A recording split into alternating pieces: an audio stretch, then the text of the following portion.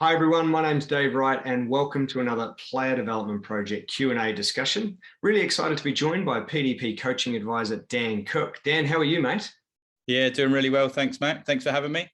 Awesome to have you with us and looking forward to this conversation. So we've had a really interesting question come in via the PDP Facebook.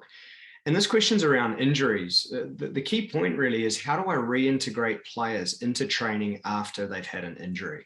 So Dan, this is a really interesting one across the ages and stages. What are your initial thoughts? Yeah, so lots of pieces for us to juggle as a football coach, this being another one. Yeah. Yeah, I think the first piece that has to be said is seek medical advice. I'm a coach, I'm not a doctor. So yeah, anytime that we see injuries, whether that's children or senior players that we're working with, is seek a specialist in that area, whether that be a doctor, physiotherapist, anything else, and be an assistant to them in sense of making sure that the players are following their guidance. That's how I would see my role as the coach to them. Yeah, absolutely. I think that's a really good start point. It's important to consider that some players potentially won't want to listen to the physio or doctor, and they'll want to rush back. Others might be a little bit guarded or cautious coming back if they've had a certain type of injury. For me, I think we've got to consider the nature of the injury. There are different types of injuries, whether it's a contact injury, a non-contact, these kind of things.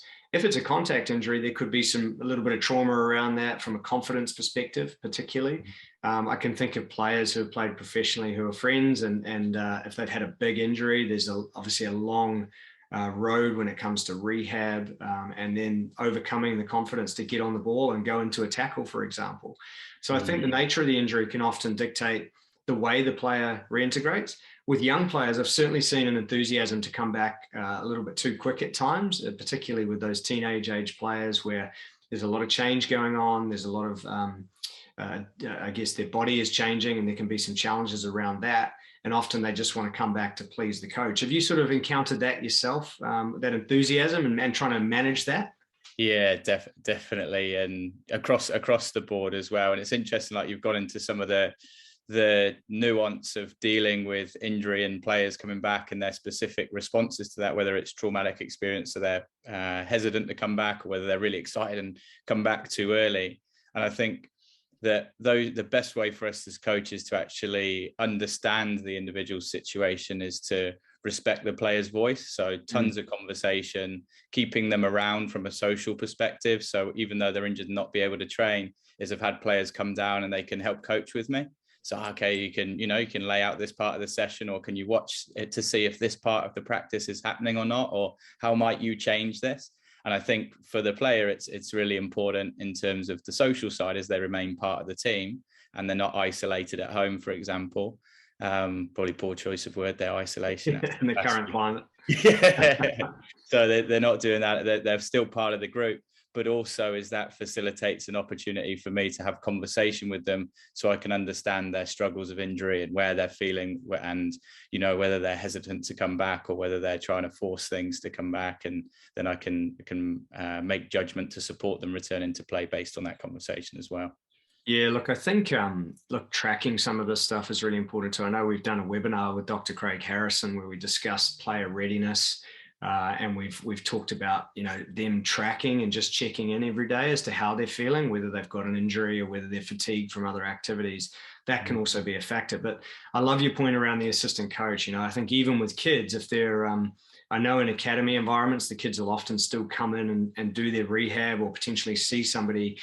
Most grassroots clubs aren't going to have that, but providing the opportunity for them to come and be a part of it, stay connected with their friends, stay engaged with the sport, not feel like they're separated because of something that was outside of their control, is a massive piece of the puzzle. So even with young players, just having them help you pick up the cones or help you set things up is a great bit of advice.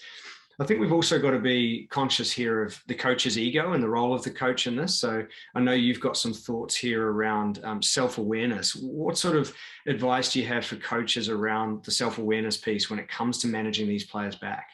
Yeah, so just thinking of a senior experiences where I've had better players in a senior environment out that I know are influential on games. So whether I win the game on the weekend or whether I don't, and whether I move up the table or I'm not moving up the table. And so when injury comes into that kind of dynamic as well, is yeah, my gut instinct or my emotional instinct would be, now get them back on the grass. Come on, even if they can just give us half an hour, they might be able to win the game for us on the weekend. Whereas actually, yeah, like you said, self-awareness is really important. And I recognize that, no, that's my selfish or my emotional or my egotistical maybe lens pushing for that. Whereas if I put the player's health at the center of this situation, then I'm more likely to be patient and go, okay, not yet. I'm thinking longer term for them. I'm thinking of their health at the center of this. And now I may, okay, say not playing this weekend or whatever the decision has to be based on that. But it's being self-aware that I'm aware that I'm making this decision based on emotion over here, whereas over here I'm actually keeping that in check and now putting the player's health at the center of the decision making. Yeah, like it. I think the other one here is that particularly when you're working with children or teenagers, the parents are a factor here too, right? Like they obviously are going to know their child. They're going to know the seriousness of the injury. And sometimes it's fair to say that I think some players can over exaggerate the injury a little bit, and maybe it becomes a little bit of not a trauma as such, but they hang on to that and it can affect their confidence.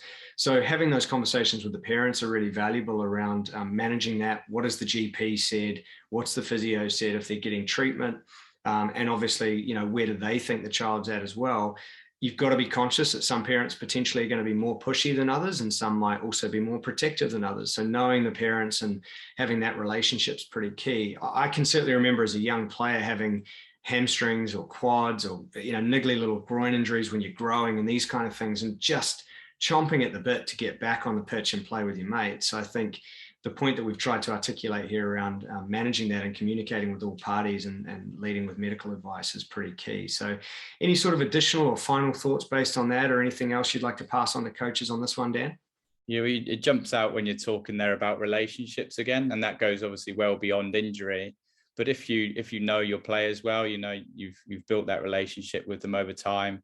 You've invested time with the families as well, so you get to know parents and guardians and siblings. That really is an advantage when you're managing injury too, because you understand the circumstance of the child, the family, and what they're likely bringing to that situation of injury as well, whether that be, like you said, they're likely to push them back in too early, or whether actually they need some support in developing confidence to get back into managing contact or being on the grass again and that social environment. So, but it comes from having that relationship with the child and their family and knowing how to best support them based on that information. Yeah, fantastic summary. I think final point from me would just be that, when you do reintegrate them, having them play as a server just to get them back in, or potentially be on non-contact and putting the player into a different colored bib, for example, can be a way just to say, hey, make the team aware that this player is coming back. They can't be tackled, or they could be a server, as I said. Certain conditions just to reintegrate slowly and get that confidence back. So Dan, really appreciate your insight. A really interesting discussion, a challenging one for coaches and parents alike. Thank you so much for your time. Cheers, mate. Appreciate the conversation. Excellent. And we'll look forward to another PDP Q&A very soon.